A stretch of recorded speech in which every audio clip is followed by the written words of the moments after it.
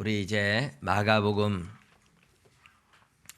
두 번째 시간입니다. 마가복음을 하고 있으니까 여러분 마가복음을 열심히 읽으시면 훨씬 더 좋고 유익합니다. 우리 지난번에 마가복음 1장 1절에서 8절까지 세례 요한이 광야에서 외치는 자의 소리다 하는 부분에 대해서 복음의 기초로서 예수 그리스도가 복음을 전하기 전에 예수 그리스도의 복음을 이제 전하기 전에 그 예수 그리스도가 어떤 분이며 어떻게 오셨는지 그게 이제 기초적으로 먼저 이야기되고 있는 부분이죠. 이사야 선지자의 예언처럼 광야에서 외치는 자의 소리였는데 소리는 자기 얼굴을 드러내지 않는 것이라고 했죠. 의사 전달, 뜻만 전달하는 게 소리입니다. 그래서 세례 요한은 자기의 이름을 내거나 자기의 얼굴을 내지 않았고 세례 요한의 설교를 들으면 사람들이 전부 다 메시아를 사모할 수밖에 없고 기다릴 수밖에 없게 만들었습니다. 그런 설교가 가장 위대한 설교라고 볼 수 있죠. 설교자가 설교를 잘해서 사람들을 재미있게 하고 웃기게 하고 그런데 설교 잘한 게 아니에요. 연설은 잘했죠. 설교를 재미있게 하고 웃기게 하고 사람들을 막 관심을 끌어들였는데 설교 끝나고 나면 남는 게 아무것도 없고 와 오늘 그 목사님 설교 너무 재미있었어. 너무 웃긴다. 그게 뭐예요? 설교 재미있게 하고 웃기게 하고 그냥 코미디 보면 되는 거죠. 그죠? 설교의 목적은 그게 아니에요. 예수님을 설교했으면 예수님을 사모하게 만들고 예수님께 마음이 집중돼야 되지 설교자에게 가면 안 돼요.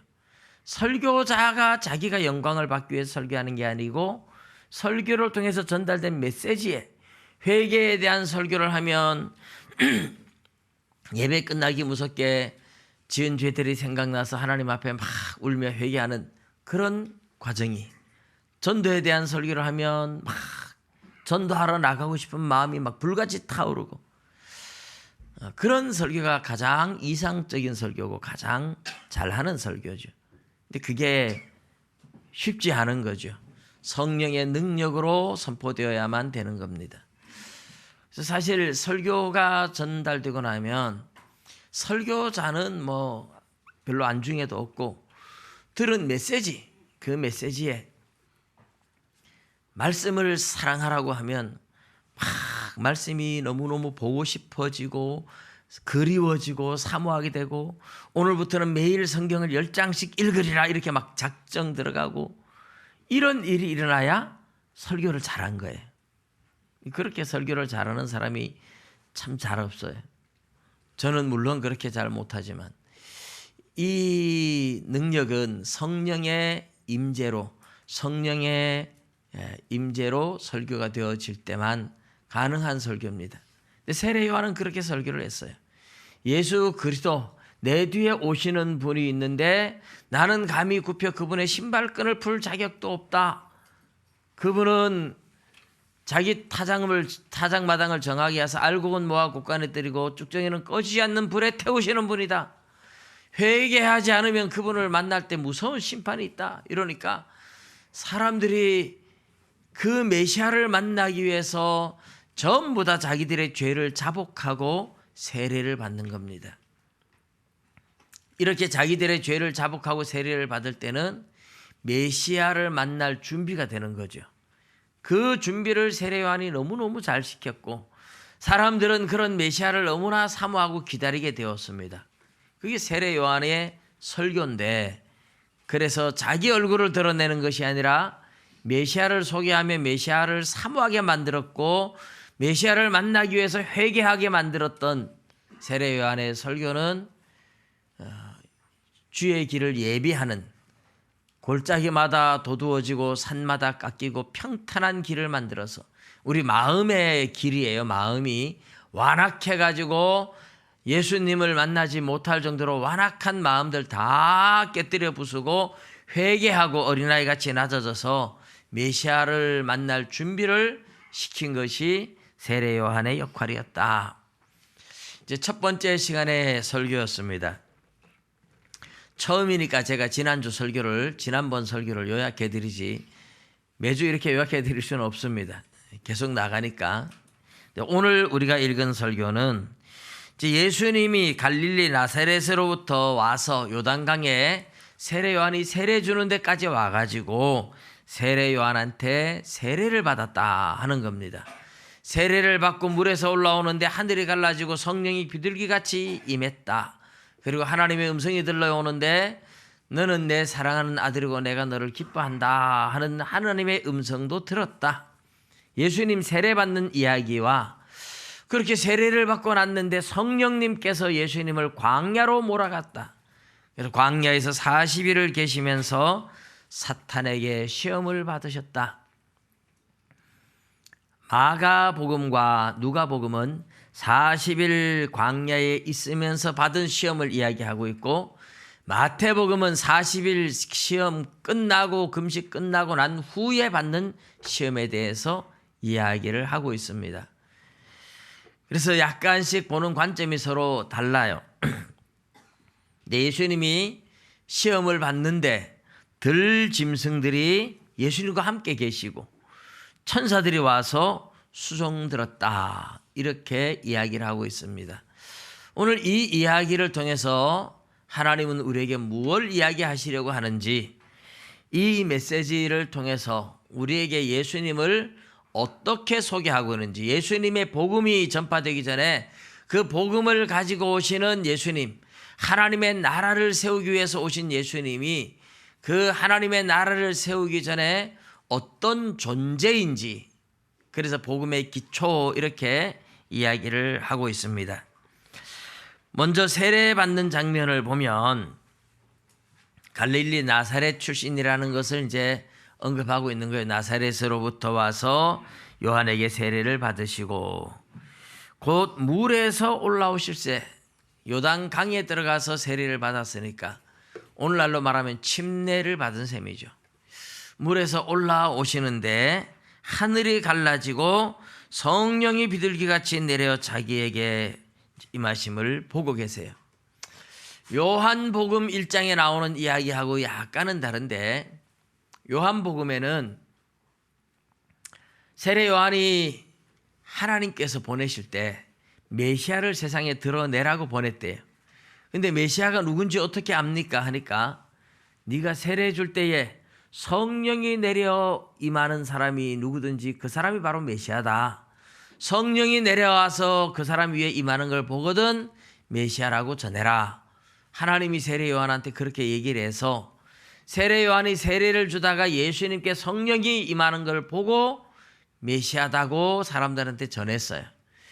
그러니까 지금 성령이 임하시는 장면을 본 사람은 마가복음에서는 예수님 자신이 보았고, 요한복음에서는 세례 요한이 보았고, 세례 요한과 예수님 자신 외에는 다른 사람은 성령의 임재를 보지 못했습니다. 이것은 환상이 열려지고 영의 눈이 열려진 사람들한테만 보여지는 장면입니다.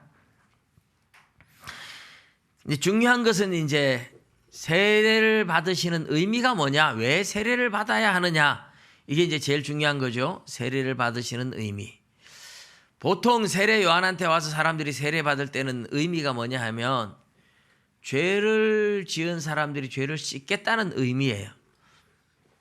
여러분, 물에 들어가서 우리가 빨래를 하도 때를 씻는 겁니다. 때 씻기 위해서 물이 필요하잖아요. 죄를 씻는데 죄는 물로 씻어지는 건 아니죠. 그렇지만 물로 세례를 받음으로 해서 이제 죄를 씻는다는 그런 의미를 가지고 있어요. 더 엄밀하게 말하면 죄를 어떻게 물로 씻어낸다, 이런 의미라기보다 물 속에 들어가서 죽었다는 거죠. 죄를 지은 사람이 물 속에 들어감으로 죽은 거예요. 죄의 대가를 지불했다는 뜻입니다. 그리고 다시 올라와요.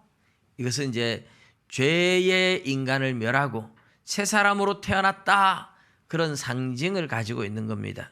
물속에 들어갈 때 죽었고 물에서 올라올 때 부활했고, 그런 의미로 죄의 대가를 지불해서 형벌받아 죽었으므로 죄는 씻어졌다, 이런 상징적인 의미를 가지고 있어요. 뭐 이런 이야기 이제 로마서 6장에 우리가 세례식 할 때, 성찬식 할 때 제가 말씀을 드렸습니다만은, 그래서 그리스도와 연합을 의미하는 것이다, 그런 말씀을 드렸는데, 어쨌든 중요한 것은 죄를 씻는다는 의미예요. 죄를 씻는다. 그럼 죄를 씻는다 하는 의미는 죄인들이 세례를 받으면 죄를 씻어야 되잖아요. 사람들은 다 죄인이기 때문에 세례 요한한테 세례를 받으면 죄를 씻어요. 그런데 예수님은 죄가 있습니까? 없습니까? 없습니다. 그런데 예수님, 죄가 없으신 예수님이 왜 죄를 씻는다고 세례를 받아요? 나도 죄인이라고 예수님이 고백하고 있는 거죠. 나도 죄인이다, 나도 죄를 씻어야 된다, 이 말은 죄가 없는 예수님이 죄가 있다고 말한다는 것은 인간의 죄를 가져간다는 의미입니다. 예수님 무슨 죄가 있습니까? 예수님 자신이 지은 죄는 없어요. 죄인이 아니에요. 그런데 내가 죄인이라고 세례받아야 된다고 예수님이 이렇게 고백한다는 것은 인류의 죄를 짊어진다는 의미죠. 사람들의 죄를 가져가서 죄인이 된 거지 예수님 자신이 죄인은 아니잖아요. 그러니까 예수 믿는 모든 사람들의 죄를 예수님이 다 가져갔어요. 예수님이 우리 사람들의 죄를 가져가니까 예수님이 나도 이제 죄가 있다, 이런 거예요. 나도 이제 죄가 있다. 어떻게 죄가 생겼어요? 사람들의 죄를 가져가서. 사람들의 죄를 가져가서 예수님이 죄인이 된 거죠. 그래서 세례를 받으면서 나도 죄인이다 고백하는 겁니다. 그러니까 다른 사람들은 세례를 받을 때에 죄를 씻는다는 의미가 되지만, 예수님은 세례를 받을 때 죄를 씻는다는 의미가 아니라 역설적으로 인류의 죄를 가져왔다라는 의미가 되는 겁니다. 다른 사람들과 정반대죠. 다른 사람들은 세례를 받음으로 죄를 씻는 건데, 죄 없는 예수님이 세례를 받는 것은 다른 사람들의 죄를 나는 이제 가져왔다, 다른 사람들의 죄를 내가 대신 짊어지겠다, 그런 표현입니다. 역설적이죠. 죄를 씻는다고 말하지만 씻는 게 아니라 사실은 죄를 가져가는. 사람들은 죄를 세례받음으로 죄를 씻지만 예수님은 세례를 받으면서, 사실은 죄 없는 예수님이 세례를 받으면서 인류의 죄를 내가 짊어졌다 하는 그런 의미를 드러내는 겁니다. 죄 없으신 예수님이 내가 이제 죄인이 되었다, 내가 인류의 죄를 가져왔다, 나는 이제부터 죄인이다, 이렇게 고백하신 셈입니다. 죄를 씻는다는 것을 통해서 씻는 게 아니라 죄를 가져가는 역설적인 표현입니다. 자, 예수님이 인류의 죄를 짊어지고 인류를 대신해서 형벌받기 위해서 하시는 이 사건은 어떤 의미가 있을까요? 우리를 구원한다 이렇게 단순히 말하면 간단하지만, 이 세례받는 장면에서 나타나는 이미지, 여러분 이 글을 읽으면서 여러분 머릿속으로 상상을 해보십시오.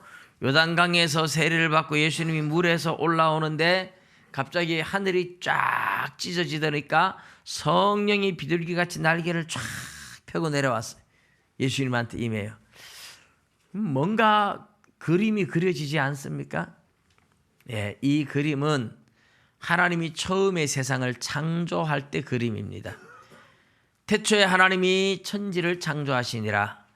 땅이 혼돈하고 공허하며 흑암이 깊음 위에 있고 하나님의 영은 수면 위에 운행하시니라. 창세기 1장 2절의 말씀이에요.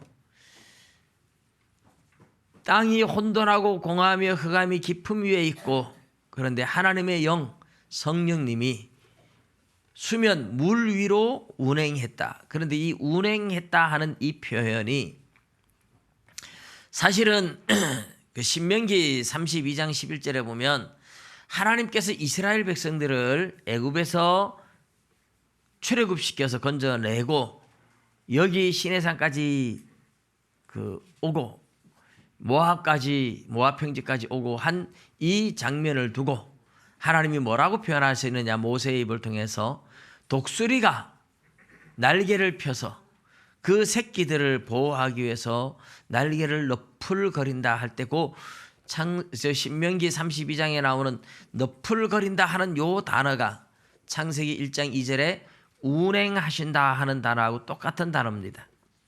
그러니까 창세기 1장 2절에는 새가 날개를 펴고 뭐 이런 이야기가 없지만 그 표현 자체는 독수리가 날개를 펴서 그 보금자리를 빙빙 돌면서 새끼들을 양육하고 보호하는 독수리의 날개를 너풀거리는 표현과 똑같은 표현이에요. 그러니까 성령이 내려올 때에 새가 날개를 펴고 날며 하는 것처럼 지금 마가복음에서는 뭐예요? 비둘기가 날개를 펴고 새의 날개를 펴고 운행하는 이 장면과 똑같은, 신명기에는 독수리라는 표현이 나오고 마가복음에는 비둘기라는 표현이 나오기는 하지만 이 운행한다는 것과 날개를 펴고 비둘기가 임하는 이런 장면과 비둘기처럼 성령이 임하는 장면과 똑같은 표현을 써서 같은 표현을 통해서 이 창세기 1장 2절의 내용과 오늘 본문의 내용을 일치시키고 있어요. 상상하게 만드는 겁니다. 그리고 창세기 1장 2절에 물 위로 운행했었는데 지금 예수님 역시 물에서 올라오는데 비둘기같이 성령이 임해요. 역시 이 성령님이 물 위에 운행하면서 물에서 올라오는 예수님께 임하는 것은 물 위에 운행하시는 것과 같은 의미입니다. 그러면 왜 창세기의 이야기와 이 이야기를 일치시키고 있느냐? 예수님이 새로운 나라를 건설하고 새로운 인류를 창조하는 새 창조자로 등장하고 있는 겁니다. 창세기 1장 2절에서는 하나님께서 옛 세상을 창조했어요. 그런데 예수님은 지금 하나님의 나라 새하늘과 새 땅을 만드실 분이고 새로운 인류를 만들 거예요. 아담과 그 인류가 죄로 말미암아 완전히 타락해 버렸는데 예수님은 그들 가운데 이제 새 사람을 만들어내고 새로운 인류를 만들어내는 겁니다. 이게 성령을 통해서 예수님이 하시는 일은 인류를 구원하는 일인데 이 인류를 구원하는 일을 하나님의 새 창조라고 이야기를 하고 있는 거예요. 새로운 창조. 하늘이 갈라짐과 하는 이 표현도 이 표현이 이제 성소의 마태복음 27장에 보면 예수님이 십자가에 못 박혔을 때 어떻게 됐어요? 예수님이 십자가에 못 박혔을 때에 휘장이 위에서부터 아래로 쫙 찢어졌다 그랬어요. 그 표현과 여기에 나오는 하늘이 갈라진 이 말과 똑같은 스키조라는 단어로 똑같은 표현입니다. 근데 이제 성소의 휘장이 와 갈라졌어요. 예수님이 십자가에 못 박혀 죽으시면서 인류의 죄를 해결하니까 하나님께서 이제 하나님께로 나오는 길을 열어주기 위해서 성소의 휘장을 갈라주신 거거든요. 죄 문제가 해결됐으니까 하나님께서 인류에게 길을 열어준 거죠. 하나님 만날 수 있도록. 그런데 구약 성경에 여러분 우리 복음 성가 중에서도 그 오소서 진리의 성령님 그 찬송이가 부흥 2000인가 뭐 찬양에 보면 나오죠. 하늘 가르고 임하소서. 오소서 진리의 성령님 하늘 가르고 임하소서. 그 구절이 이사야 64장 1절에 나오는 내용이죠. 그 이사야 64장 1절에 하늘을 가르고 강림하시사 하는 그 하늘을 가른다는 표현이 헬라어로 번역할 때 바로 오늘 하늘이 갈라짐, 휘장이 찢어짐 똑같이 번역된 70인역에서 똑같이 번역했던 단어입니다. 이사야 64장은요. 새하늘과 새 땅, 하나님께서 하늘을 가르고 임하셔서 새로운 세상을 창조해 나갈 새로운 세상을 바라보면서 예언했던 예언입니다. 그 예언이 지금 예수님을 통해서 이루어지고 있는 거죠. 하늘이 갈라지고 성령이 임하고 성령이 임한 그 예수 그리스도가 이제 새로운 창조, 새로운 인류를 만들어 가실 분이다. 그렇게 이야기를 하고 있습니다. 이렇게 새로운 인류를 창조하기 위해서 예수님이 오셨는데, 예수님이 새로운 인류를 창조하시는 것은 우리를 죄로부터 건져내서 새 사람 만드는 거거든요. 그런데 하나님께서 천지 만물을 창조할 때 말씀으로 창조하셨던 것과 달리 새로운 인류를 창조하실 때는 우리의 죄를 대신해서 예수님이 형벌받아 죽어주심으로써 우리의 죄를 해결하고 죄에서 건져낸 그게 새로운 인류가 되는 거예요. 그리고 구원이 재창조고 구원이 새로운 인류를 만들어내는 거죠. 예수 그리스도의 새 창조는 철저한 자기 희생, 죽음, 헌신, 고난을 통해서 만들어내는 겁니다. 새로운 인류를 창조하시는 예수님의 재창조는 자기 희생을 통해서 만들어진다 이 말이죠. 여러분, 우리가 부모가 자식을 낳을 때에 사실은 어떻게 보면 하나의 새로운 생명을 창조하는 것과 같아요. 새로운 생명을 만들어냈잖아요. 그런데 그 아기를 낳고 키우기 위해서 부모의 엄청난 희생과 고통이 따르지 않습니까? 아기를 낳을 때에 죽을 고생을 하고 낳고 아기를 낳다가 죽는 사람도 많았습니다. 이렇게 새로운 생명을 탄생해서 아기를 낳느라고 고생하는 것만 아니라 그 아이를 사람 구실하게 철들 때까지 먹이고 입히고 길러줄 때 보통 희생이 아니에요. 요즘 젊은이들이 아이를 잘 낳지 않는 이유가 뭐겠습니까? 돈이 없어서, 단순히 돈이 없어서가 아니에요. 너무 힘들다는 걸 아이들이 너무 일찍 알았어요. 애기 낳으면 고생한다. 애기한테 매여서 내 인생은 어디로 가고 없다. 애기 키우느라고 내 인생은 사라진다. 이거 너무 잘 아는 거예요. 그래서 애기를 안 낳으려고 해요. 사실 하나의 생명을 탄생시키기 위해서 오늘 사람들도 자기 일생을 희생하면서 자녀들을 길러내고 만들어내는 겁니다. 우리 예수님께서 새로운 창조가 바로 그런 의미를 가지고 있어요. 십자가에서 고난받으며 죽어주신 예수님의 자기 희생, 철저한 자기 희생, 고난과 죽음과 헌신을 통해서 인류를 구원하고 새로운 인류를 창조해내시는 겁니다.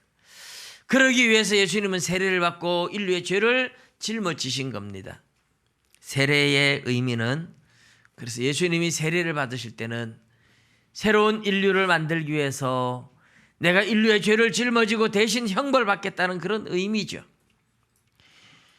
성부 하나님께서 성자 예수님과 이런 약속을 맺어서 예수님을 보냈지만 예수님께서 인류의 죄를 짊어지면서 그 십자가를 향하여서 걸어가는 이 첫걸음에 하나님께서 너무 기뻐하시는 거죠. 너는 내가 사랑하는 아들이고 내가 너를 기뻐한다. 하나님과 약속을 지키고 인류를 위해서 대신 희생하면서 자기 생명 바쳐서 하나님의 백성을 새롭게 창조해 나가시려고 하는 예수님의 이 희생이 하나님의 나라를 만들어갈 것이고 새로운 인류를 창조할 겁니다. 그래서 하나님께서도 예수님이 걸어가시는 그 길을 너무 기뻐하시면서 너는 내 사랑하는 아들이라 내가 너를 기뻐하노라, 그렇게 음성이 들려오는 겁니다. 예수님의 자기 희생을, 예수님의 생명을 버려서 고난을 통해서 새로운 인류를 만들어 가시고 하나님의 나라를 만들어 가실 것이기 때문에 하나님께서 그 길을 기뻐하시면서 이렇게 하늘에서 음성이 들려왔어요. 그런데 성령님께서 갑자기 예수님을 광야로 몰아내셨다, 이래. 광야에서 40일을 계시면서 사탄에게 시험을 받으셨다라고만 나오는데 40일 동안 금식도 하셨습니다. 밥 한 숟가락 먹지 않고 40일 동안 광야에서 금식하면서 시험을 받으세요. 왜 성령님이 광야로 몰아내셨을까? 왜 40일 금식하면서 시험을 받으셔야 할까? 여러분, 마태복음에 나오는 시험과 마가복음에서 말하고 있는 이 시험의 차이점이 있어요.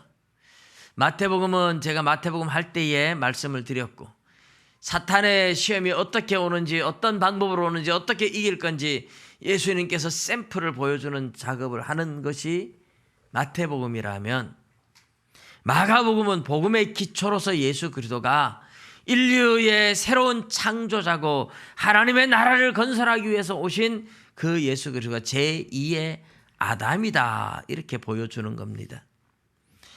우리 로마서 5장에 보면 대표 원리를 통해서 첫째 아담 한 사람의 죄로 말미암아 모든 사람이 죄인이 되었고, 둘째 아담이신 예수 그리스도의 한 사람의 의로운 행위로 말미암아 많은 사람이 의인이 되었다, 이렇게 해서 예수님을 둘째 아담으로, 아담과 예수님을 비교하면 첫째 아담, 둘째 아담 이렇게 말하죠. 둘째 아담입니다. 둘째 아담인데, 아담이 에덴 동산에서 시험을 받듯이 예수님도 첫 출발이 시험을 받는 거예요. 하나님이 처음에 만들어 놓은 에덴 동산, 온 세상을 만들어 놓으시고 동방의 에덴에 하나님께서는 아름다운 동산을 창설하시고 아담을 거기에 살게 하셨습니다. 온갖 맛있는 과일들도 있었고 낙원이었어요. 말 그대로 낙원이었어요. 그리고 그 낙원의 들짐승들도 아담과 함께 거닐고 이야기하고 교제합니다. 짐승들과 서로 교통이 되는 죄 없는 아담의 모습이었어요. 그런데 여기에서도 예수님이 들짐승과 함께 계시고 천사들이 수종들어요. 이 모습은 에덴 동산에서 아담이 있었던 들짐승과 교제하고 천사들도 같이 교제하고 그렇게 살던 에덴 동산, 지금 둘째 아담이신 예수님도 여전히 들짐승들과 같이 있고 천사들과 같이 있는데 차이가 뭡니까? 에덴 동산이 광야로 변해 있는 겁니다. 에덴 동산이 광야로 변해 있다, 그 이야기하고 있는 거예요. 첫 번째 아담은 낙원에서 출발합니다. 들짐승들과도 교제하고 죄 없던 아담은 그렇게 행복한 출발을 했어요. 그런데 시험에 무너지는 바람에 그 낙원을 잃어버렸습니다. 존 밀턴이 지은 신낙원이라는 책처럼 낙원을 잃어버렸다, 그 말이죠. 낙원을 잃어버린 이 세상은 지금 광야처럼 변해 있다는 겁니다. 광야는 뭡니까? 먹을 것도 없고 마실 물도 없고 거친 광야는 사람이 살 곳이 못 됩니다. 그런데 죄로 말미암아 쫓겨난 인류가 낙원을 잃어버린 이 세상이 마치 광야와 같다. 아프고 병들고 사고나고 욕심부리고 싸우고 미워하고 수없는 사람들이 서로가 서로를 시기하고 질투하고 싸우면서 인류 역사에 전쟁이 없던 역사가 거의 없습니다. 전 세계적으로 끊임없이 전쟁이 이어져 왔습니다. 우리나라 역사 속에서도 수많은 전쟁사를 보고 지금도 터키나 시리아나 이슬람 쪽이라든지 이런 데서는 전쟁이 아직까지 이어지고 있습니다. 세계 1차 대전, 세계 2차 대전을 통해서 인류는 전 세계가 전쟁의 불바다를 경험하고 인류가 얼마나 위험한 존재인지를 경험을 했어요. 무기가 발달하면 할수록 전 지구는 더 큰 위기에 빠지는 것을 경험을 했습니다. 원자탄까지 경험을 했어요. 이제는 원자탄이 그때보다 훨씬 많습니다. 한번 잘못 터뜨리기 시작하면 인류의 파멸을 불러올까 봐 함부로 원자탄을 터뜨리지도 않습니다. 그렇지만 전쟁의 요소는 항상 도사리고 있습니다. 왜 이렇습니까? 낙원을 잃어버리고 에덴 동산을 빼앗기고 에덴 동산에서 쫓겨난 인류, 죄가 들어오고 나서 인류의 마음이 황폐한 광야처럼 변해 있어서 지금 광야를 통해서 예수님은 출발합니다. 에덴 동산에서 출발했던 아담, 둘째 아담이신 예수님은 광야에서 출발하는 거죠. 낙원을 잃어버렸기 때문에 광야에서 출발합니다. 여전히 죄 없은 예수님은 들 짐승들과 함께 계시고 천사들이 수종 들고 하기는 하지만 세상은 변했어요. 세상은 변했습니다. 낙원이 광야로 변했습니다. 에덴 동산이 지금은 거친 광야처럼 변해 있다. 사망도 없고 아픔도 없고 질병도 없고 그렇게 살기 좋던 낙원 에덴 동산을 빼앗기고 나서 보니까 사람들이 아프고 병들고 고통당하고 싸움과 다툼과 시기와 질투와 전쟁과 절망의 소용돌이에 쌓여있는 세상이 되었다. 그래서 이 세상을 광야로 표현하고 있는 겁니다. 둘째 아담이신 예수님은 그래서 새로운 인류를 창조하기 위한 출발점을 광야로 삼고 있어요. 광야 같은 세상이 되었다. 여기에서 새로운 인류를 창조하고 새로운 하나님의 나라를 만들고 낙원을 회복할 거다. 그런 의미를 가지고 있어요. 결국은 요한계시록에서 보면 새하늘 새 땅 낙원이 회복되죠. 창세기 1장에서 2장 3장에서 잃어버린 낙원은 요한계시록 22장에 가서 다시 낙원을 회복하는 겁니다. 아담이 잃어버렸던 그 낙원을 둘째 아담이신 예수님이 다시 회복할 거라고 이야기를 하고 있는 겁니다. 여러분 잘 생각해 보십시오. 첫째 아담이 낙원을 잃어버렸습니다. 둘째 아담이신 예수님은 자기 희생을 통해서 하나님의 나라를 세우고 새로운 인류를 창조하고 다시 낙원을 회복시키실 겁니다. 그런 예수님이기 때문에 그 예수님이 이제 복음을 전하는, 예수님이 전하는 게 뭐예요? 그래서 복음이 되는 겁니다. 그래서 여기까지 오늘 우리가 읽은 13절까지는 그래서 복음의 기초라고 말을 하는 겁니다. 복음의 아르케, 복음의 근본입니다. 예수 그리스도가 전하는 건 복음인데 왜 예수 그리스도가 전하는 게 복음이냐? 잃어버린 낙원을 회복시킬 뿐이고 새로운 인류를 창조하고 새로운 하나님의 나라를 만들고 잃어버린 광야 같은 세상을 다시 에덴 동산 같은 낙원으로 만들어 가실 뿐이기 때문에 그분이 하는 일, 그분이 전하는 말들 복음이 되는 겁니다. 예수 그리스도 안에서 우리가 다시 회복되고 죄로부터 구원을 받고 영원한 천국 새하늘 새 땅을 경험하게 될 겁니다. 예수 그리스도가 전하는 것은 그래서 복음이에요. 하나님의 말씀이 그래서 복음입니다. 예수 그리스도 안으로 들어오면 잃어버린 신락원을 다시 찾을 수 있습니다. 저주에서 건짐을 받을 수 있습니다. 미움과 시기와 질투로 살아가던 사람들이 사랑하고 용서하고 하나 되는 사랑의 경험을 하게 될 줄로 믿습니다. 여러분들이 진정으로 예수 안에 들어왔다면, 그리고 여러분들이 진정으로 예수 그리스도의 성령의 은혜를 맛보면 더 이상 미워하고 시기하고 질투하던 인생 옛사람을 벗어버리고 새사람을 입겠죠. 의와 진리의 거룩함으로 지으심을 입은 새사람을 입게 될 겁니다. 썩어져가는 구습을 따르는 욕심에 찌들은 옛사람을 다 벗어버릴 겁니다. 나는 진짜 예수 그리스도 안에 있습니까? 나는 진짜 새사람을 입었습니까? 무엇인가 모르게 나도 옛사람의 찌꺼기가 남아가지고 아직도 시기하고 질투하고 미워하고 원망하고 불평하고 그렇게 살아간다면 여러분 하루속히 옛사람의 껍데기 옷을 벗어버리십시오. 예수 안에 있지 않습니까? 새사람이 되지 않았습니까? 의와 진리의 거룩함으로 지으심을 받은 새사람을 입은 사람의 입에는 언제나 감사가 나오고 언제나 사랑의 언어가 나오고 언제나 용서의 언어가 나오고 격려의 언어가 나오고 기뻐하고 즐거워하고 선한 것을 말하게 되는 새로운 입술로 변하는 줄로 믿습니다. 예수 안에서 새 사람, 예수 안에서 새 사람은 여러분의 마음이 새 사람으로 바뀐 겁니다. 다시 낙원이 회복되어져 가고 다시 하나님의 생명이 들어오고 다시 은혜가 회복되어져 가는 사람의 입술에 더 이상 원망이나 불평이나 미움이나 시기나 질투의 언어가 남아있어서는 안 됩니다.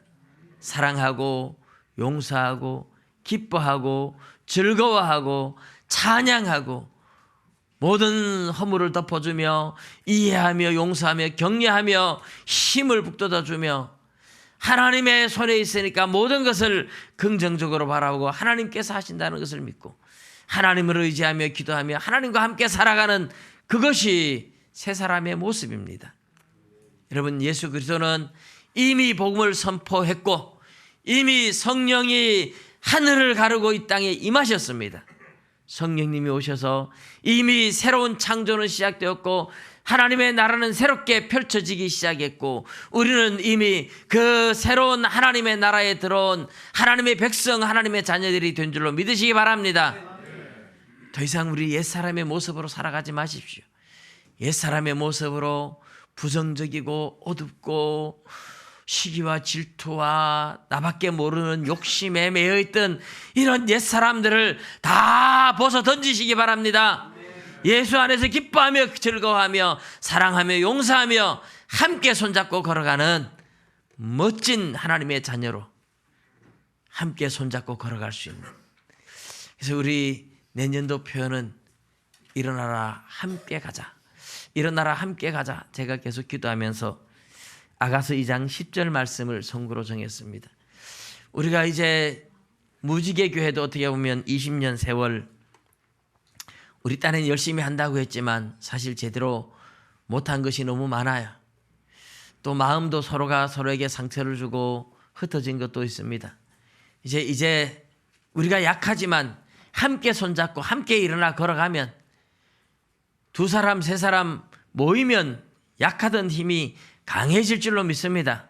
우리가 함께 일어나서 한 마음 한 뜻이 되어서 걸어가면 위대한 일들을 하나님이 이루게 하실 줄로 믿습니다.